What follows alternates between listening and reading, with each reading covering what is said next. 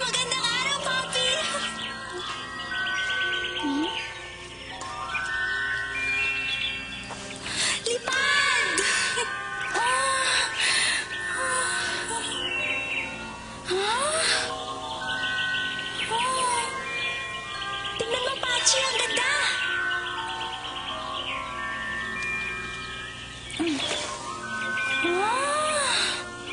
Parang napakalawak na banig. Mga daliti! Ang saya mo pagulong-gulong! At ang gaganda ng mga bulaklak!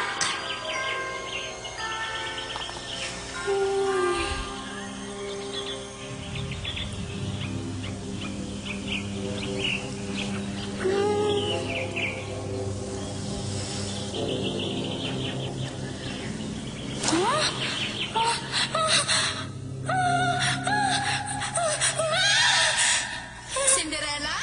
Cinderella! Cinderella! Cinderella!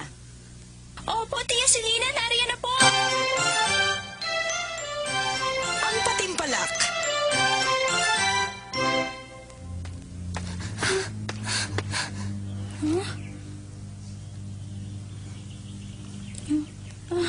Magandang araw po sa inyo, Tia Selena. Bakit ngayon ka lang, Cinderella? Nalalaman mo ba kung anong oras na? Hindi ba't sinabi ko sa'yo kahapon na gumising ka ng maaga dahil ngayon ang araw ng patimpalak? Kailangan mong tulungan sina Katrina at Ching pero napili mo pang matulog. Patatawarin kita ngayon. Sige, kilos na. Napakatamad mo. Hindi na po mauulit, Tia Selena. Kawawang bata. Pinagmamalupitan siya ng kanyang tiya. Masakit ang mga tinatanggap niyang salita sa kaunting pagkakamali. Hindi naman talaga sila dapat paglingkuran ni Cinderella. Mabuti na lang at mabait ang bata.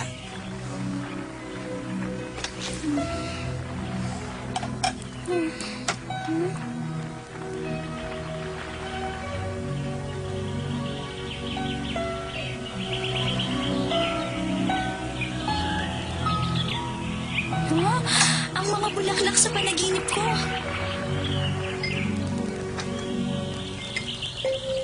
Sige, kumain kayo na kumain.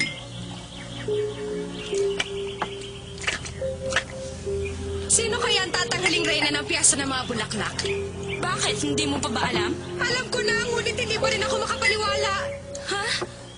Dapat siguro alam ko na sasabihin ko mamaya. At bakit kailangan ka naman magtalumpati para sa akin?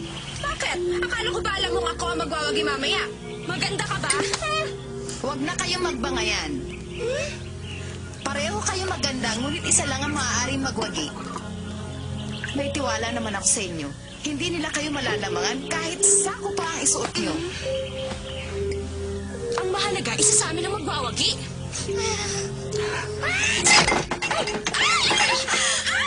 Ano ba? Misha, ano ginawa mo? Hay nako! Basa na tayo ang damit ko! Paano na to? Hindi na to matutuyo hanggang mamaya. Naku, paumanhin. Bakit mo kasi inilagay ang mga ito rito? Bakit po ninyo tinapon, Tia? Hindi yun ang uri ng bulaklak na nararapat para sa hapagkainan. Kung sa bagay, hindi na natin kailangan ng bulaklak dito.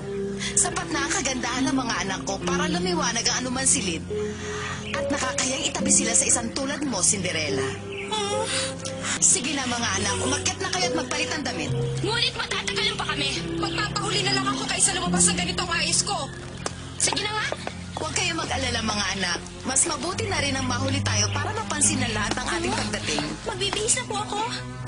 Oh, gusto sana kitang isama sa patimpalak para maging yaya ni na Katrina at Jane. Ngunit dahil sa kasalanan mo ito, nagbago ng isip. Si Misha po ang nakatabig sa florera. Ngunit ikaw ang naglagay ng mga bulaklak. Basta laban mo na ang mga damit at maganda ng pagkain pagbalik namin. Ngunit, Sasalungat ka na naman ba sa akin? Kung ganon, maliwanag na ba? opo. Ikaw talagang bata ka, pati ba naman po sa pagbibintangan mo pa?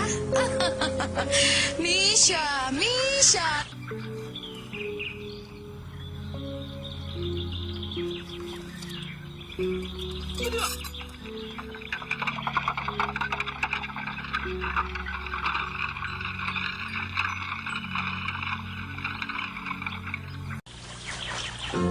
Nalaginip kang lumipad ka ka sa isang parang ng bulaklak. Oo, at sa sobrang ganda, hindi ko na alam ang tamang salita para ilarawan yon. Ngunit biglang nagkaroon ng mga ahas. Natakot-takot nagising. Sayang, maganda na sana. Hindi, Cinderella. Maganda yun. Hintayin mo. Siswertihin ka. Ano ba sinasabi mo, Bingo? Naiibang ka na ba? Anong swerte? Anong naiibang? Abachite. Tinuruan yata ako ng lola kong biglang kahulugan ng mga panaginip. Swerte daw ang ibig sabihin kapag nanaginip ka ng isang parang ng bulaklak. Oo nga, naalala ko na. Ang kwento ni Ina, bago raw ako pinanganak, sumanguni raw siya sa iyong lolo tungkol sa kanyang naging panaginip. Hinahabol raw siya ng isang malaking oso. Sabi ng iyong lolo, ibig daw sabihin magkakaroon siya ng isang napakagandang buwit. At ako ang naging buwit na yun. Kung ganoon, tama ka, Bingo. Suswertehin nga si Cinderella. Nasabi ko rin ba nagkakamali si lolo? Anong ibig mo sabihin? Kahit wala. Pinalalabas mo bang pangit ako? Sabi mo yan. Humunta ka! Ay, naku, nagtalo na naman ang dalawa. Sandali, Cinderella. Kung totoo ang sinasabi ni Bingo tungkol sa iyong panaginip, hindi kaya dapat pumunta ka sa piyesta? Malay mo, naroon ang swerte mo. Gusto ko sana, pero sabi ng tiya, maiwan na lang ako. Natatakot kasi siyang mapapansin ka. Tama si Pachi! Pumunta ka! Sige na, Cinderella. At huwag ka mag-alala. Kaming lahat ang bahala sa mga gawaing bahay mo. Hindi mo dapat ito palampasin nandun ang magandang kapalaran mo. Kung sa bagay, sige na nga. Sabik na nga akong malaman kung sinong tatanghaling reyna ng piyesta ng mga bulaklak. Kung ganun, magmadali ka na. Naikandado ko na.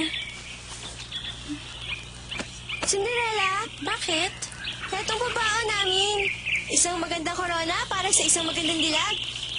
Bagay na bagay sa'yo. Tama sila. Kung kasali ka sa patimpalak, sigurado kung sa'yo na ang korona. Salamat sa pambobola, Bingo. Ngunit sapat na sa akin ang mapanood sina Katrina at Jane. Ang mahalaga, hindi nila ako dapat mahuling pumunta roon. Hindi kita binibiro. Tingnan mo, Bingo. Wala na tuloy naniniwala sa sinasabi mo. Sige, paalam sa inyo.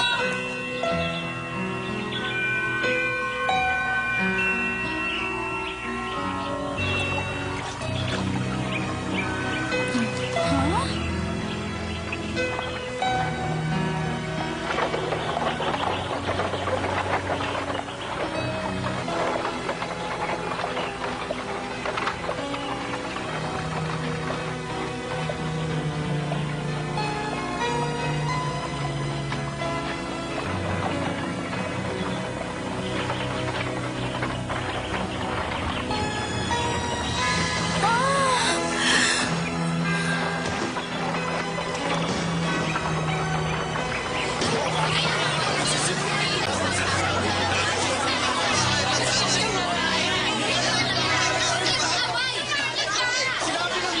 Bilisan ninyo ang pag-aayos. Huli na sa oras ng simula ng patimpalak dahil sa inyong dalawa.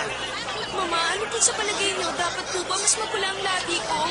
Hindi, tama na yan. At huwag masyadong makapal ang pulbos. Magaganda na kayo kahit konti lang ang ilagay ninyo. Mama, hindi ko pumapantay ang kilay ko. Nanginginig na po mga kamay ko. Akin na at huwag kang kabahan. Humiyak ka na malalim. Heto po mga bulaklak kapalit ng pagsakay ko. Maraming salamat po!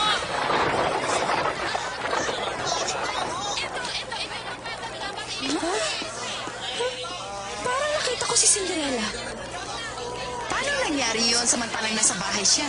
Tuloy-tuloy ko lang yata. Mama! Katrina, hintayin niyo ako! Muntik na ako makita.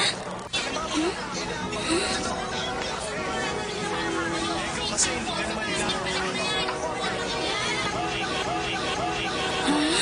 saya naman dito.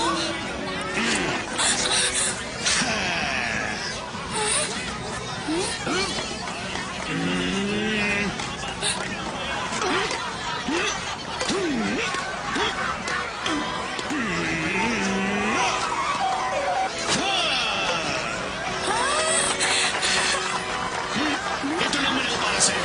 Totoo po, Ginoo.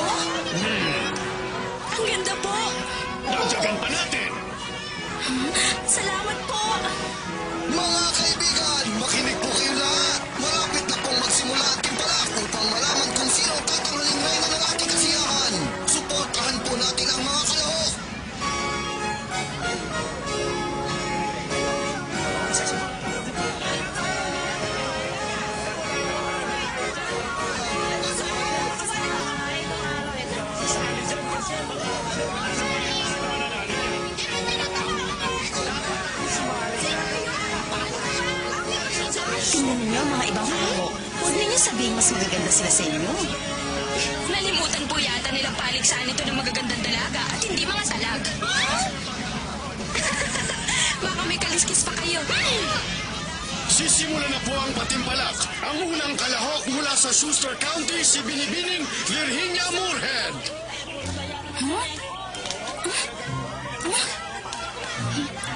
Naku, ang gaganda nila. Sino kaya sa kanilang tatakaling reyna? Hindi ako makapili.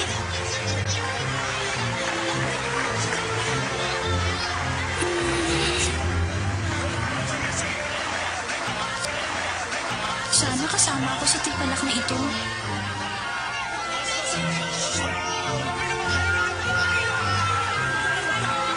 Narito po kaya ang hari? Oo, ngunit sinasabing dumadali siya sa mga ganitong kasiyahan nang nakabalat kayo. Hindi niyo gusto malaman ng lahat na naghahanap siya ng magiging manugang. Narito po siya? Paano na? Saan ako haharap? Ang susunod na kalahok, Binibining Katrina Biel. Ikaw na, abutin mo. Manood po kayo, Mama.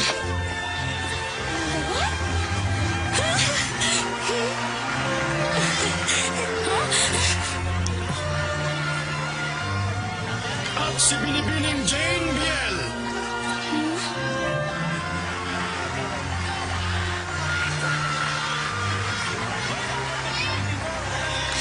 Sana magiging isa sa kanila.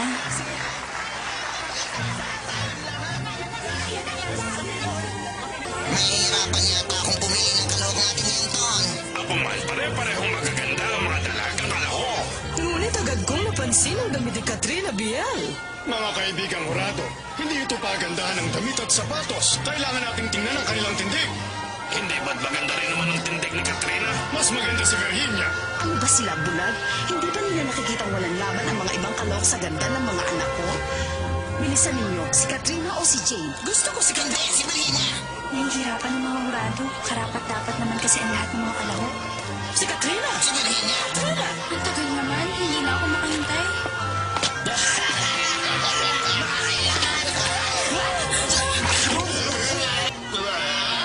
Paumanhin po!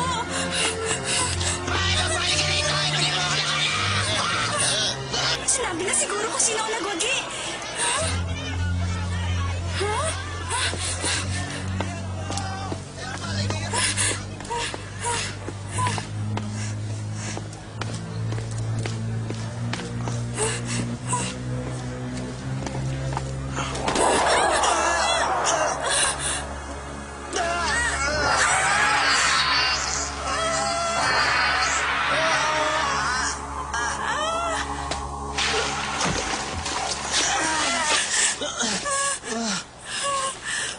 Paumanhin! Pierre? Pierre! Nasaan na ba ang lalaking yon? Pierre! Ang dumi ko na tuloy. Ah?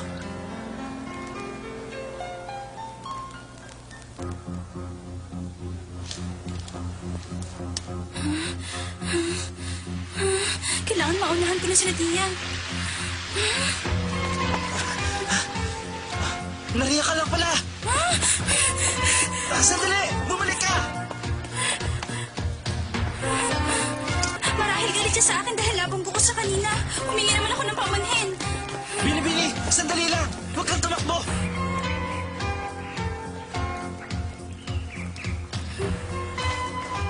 Hindi ako masamang tao! Hindi kita sasaktan!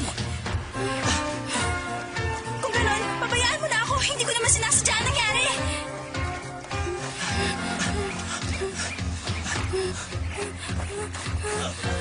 Sandali lang! Bitiwan mo ako. Hindi mo ba narinig ang sinabi ko kanina? Paumanhin, ngunit nagmamadali ako. Hindi ba sa'yo ang mga ito? Huwag mo sabihin hinabol mo lang ako dahil sa mga bulaklak na yan. At saka ito? Ang susi nito. Nahulog mo yata. Oo nga. Kung ganun sa'yo nga ito. Ayan. Bakit hindi mo sinabi sa akin? Tumakbo pa tayo. Napagod ka lang. Hiningal kasi ako. Ngayon lang ako nagabol sa isang babae. Ang bilis mo palang tumakbo. Ipagpaumanhin mo naging asal ko kanina. Hindi ko man lamang tinanong kung nasaktan ka kanina. Walang anuman yun. Humihingi rin ako ng paumanhin kung natakot ka man sa akin. Hindi man lang ako nagpasalamat. Eto. Hindi ba't sa'yo rin ito?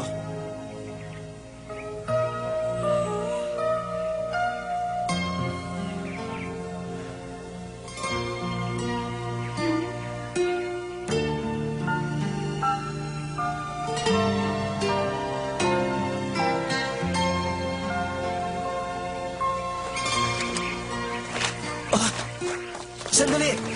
Anong pangalan mo?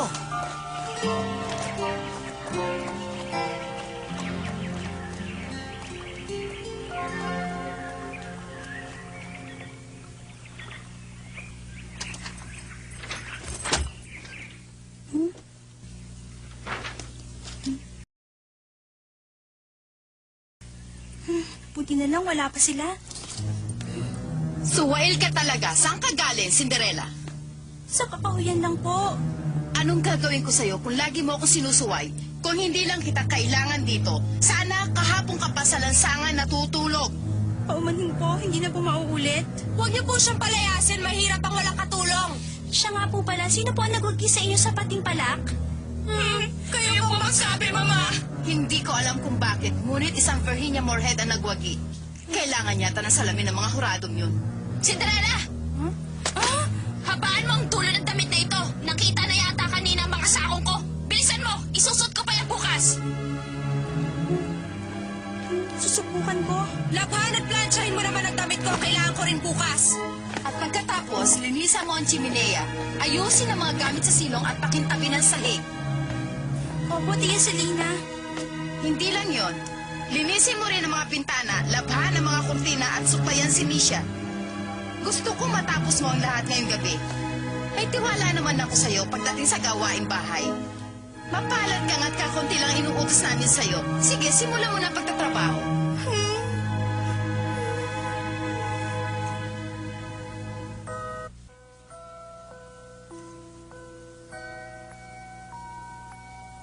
Pagod ka na siguro. Mainit ang ulo nila dahil hindi sila nadalo. Kasalanan namin. Kung pinigil lang sana namin sila sa daan kanina. Nako, huwag kayong humingi ng paumanhin sa akin. Oo nga pala. May kaunting keso ako para sa inyo. Talaga? Pahingi! Salamat. Salamat! Ang sarap! Mabutit na ibigan ninyo. Cinderella, maaari mo ba ikwento sa amin ang nangyari kanina? Nalaman kong hindi pala totoo ang hula ni Bingo sa akin.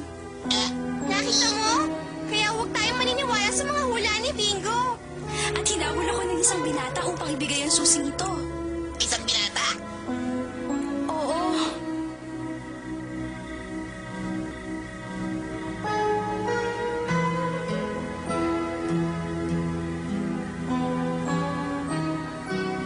Ngunit, hindi ko nakilala.